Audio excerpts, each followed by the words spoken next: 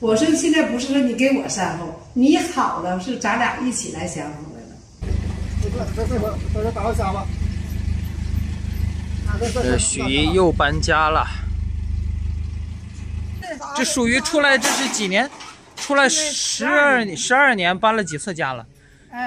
乳山的银滩，完了又搬到文登的金滩，搁金滩文登的金滩又搬到盛泉，盛泉的基础搬到高端，搁高端又搬到日照，几次了？中间还搬到广西呢。啊，对，还有广西巴马。最后一车，最后一车，看这屋子了，真是把家搬来了。他们从09年呢开始出来旅居，到现在已经是搬了6、7次家了。现在搬到了日照的老年公寓。一会儿呢，我们去房间采访采访他们，看看他们这些年的一个养老历程。早上呢，我们先跟着许姨在旁边的公园里转一转。早上的空气是真不错，这小公园，对呀，每天早上溜达溜达。多小松林儿多好。慢点，慢点。他眼睛真好。哎，看那个红的，你看，这边是这样式儿，你看这。哎呀，当地人也许叫野草莓，但是我们叫东北叫托盘。这个拿着你看这，给能吃。你等我再摘，你看甜不甜？酸甜。酸甜。哎呀，口感特别好。嗯。你等我再给你摘啊。再找一个给文良尝尝。不用。这叫鬼针草。对，你在广西住的时候，在广西我们总吃它，搁它包饺子、包包子。这个真的假的？熬汤。啊，就现在这么的，它开花以后我就直接就吃，你看就这样。直接就吃。它有一个最大好处，它消毒。你要是让蚊子咬了，你把它嚼完了，往身一抹就好。哦，这个7点多少吃饭啊？7点20。7点20。啊，7点20。正好回去洗洗就开始吃饭了。对。这忙活一早上，添一个菜。啊，新鲜菜。关键是这个菜对身体有好处啊。嗯。我们先吃饭，看这是今天早上的一个劳动成果。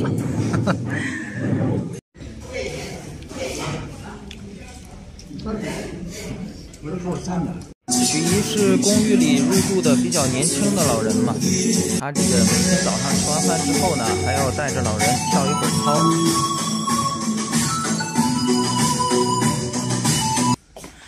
你看廖叔，你们这是从09年你们从09年，然后这个出来之后，这个搬了6、7次家了，然后这个一共花了多少钱？基本上你感觉？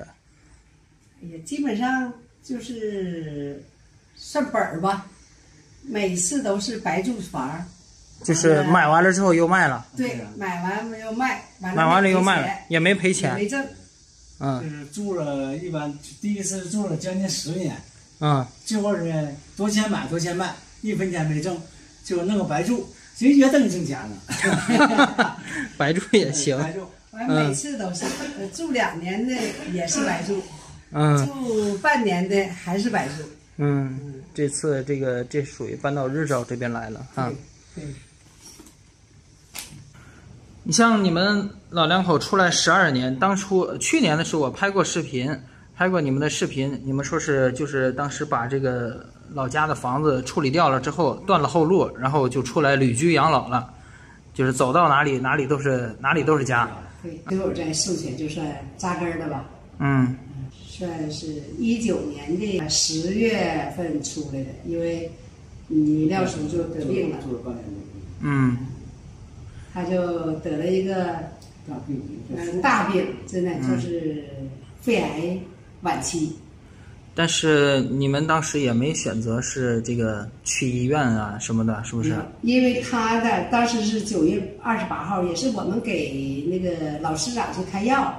完了就事儿呢，我说你查一下，因为他平常咳嗽，有时候低烧，我说你查一查吧。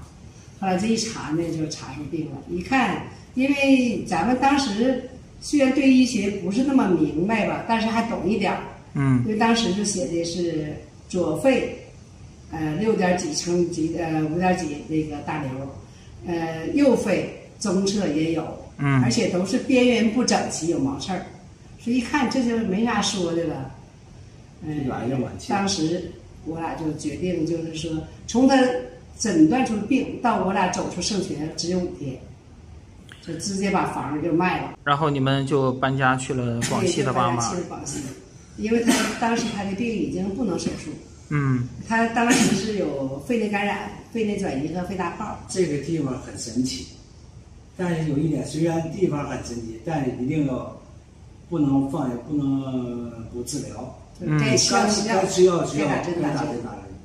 就是说利用这个药和大自然的这个气候哈，这个气候还有说各方面的原因呢，就能给你从整个你这个身体这个状况上给你一个彻底的改变。您是在巴马也是租的房子住还是？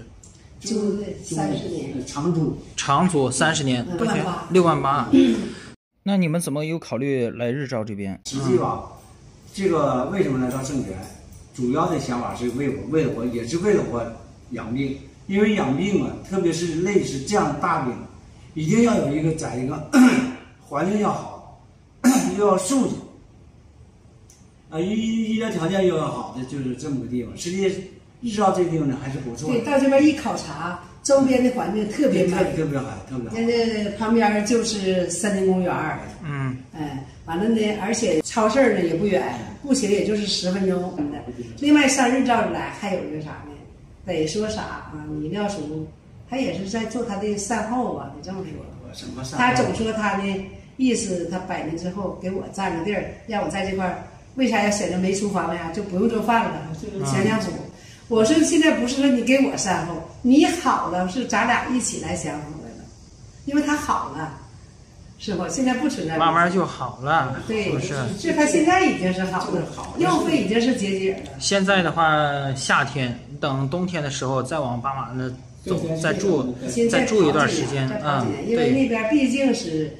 那些自然条件，还有它硒呀，是小分子弱碱水，这都是对身体有利的。因为夏天那个地方太热，所以夏天我们就回日照，冬天再回巴马。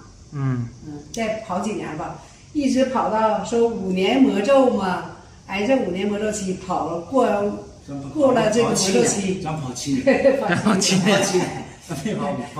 而且过了那个魔咒期，住7年，比如说我们住7年了，我们那个房子还是原价，甚至也许高于原价。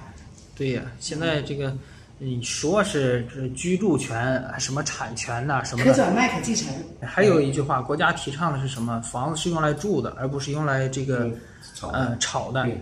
所以，但是你们呢，确实是想用来住的，但是也没准备炒的，然后还赚了。